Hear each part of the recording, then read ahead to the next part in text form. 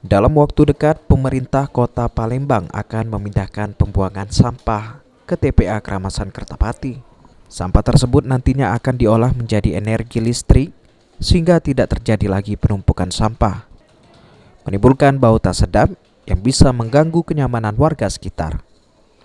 Sedangkan pembuangan sampah di TPA Sukawinatan, pemerintah Kota Palembang akan menjadikan ruang terbuka hijau atau hutan kota yang bisa dimanfaatkan masyarakat untuk berkreasi, berwisata, hingga berolahraga. Diharapkan permasalahan sampah di Kota Palembang bisa diatasi. Namun masyarakat dihimbau jangan membuang sampah sembarangan.